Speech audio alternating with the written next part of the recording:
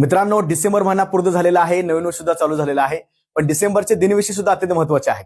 परीक्षेला आपल्या दिनविशेषला हमखास एखादा प्रश्न विचारला जाऊ शकतो, राष्ट्रीय असेल किंवा आंतरराष्ट्रीय असेल. आपण थोडक्यात बघूया, पण यावेळी काहीतरी वेगळं आहे. वेगळं काय आहे बघा, तर दिनविशेष आपण ट्रिक केलेली आहे.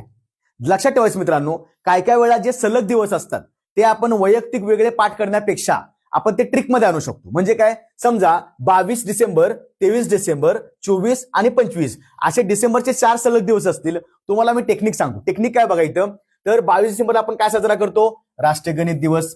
जो थोर आपले गणितज्ञ कोण, भारतीय गणितज्ञ रामानुजन यांचा जन्मदिन आहे 22 डिसेंबरला.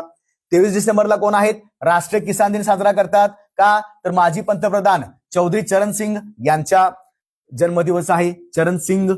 त्यानंतर 24 डिसेंबर राष्ट्रीय ग्राहक दिवस. बरं, ग्राहक दिवस का, तर लक्षात ठेवायचं मित्रांनो, डिसेंबर 24 लाच 1986 मध्ये ग्राहक संरक्षण कायद्याला मान्यता मिळाली होती.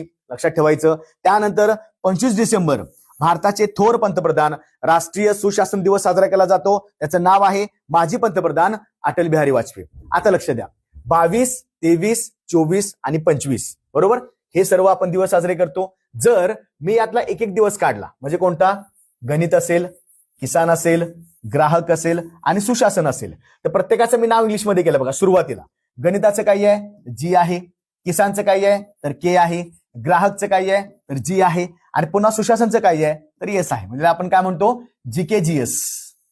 आता हे आपला विषय आहेतच ना प्रत्येक परीक्षेला, पण जीएस जीके करू नका, जीके जीएस लक्षात ठेवा.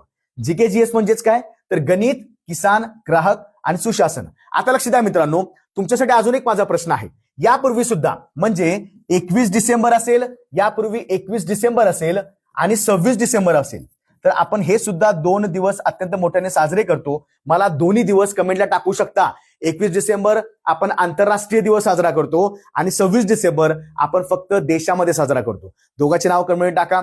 व्हिडिओ आवडला असल्यास, ट्रिक आवडली असल्यास नक्की लाईक करा, शेअर करा, सबस्क्राईब करा. जय हिंद.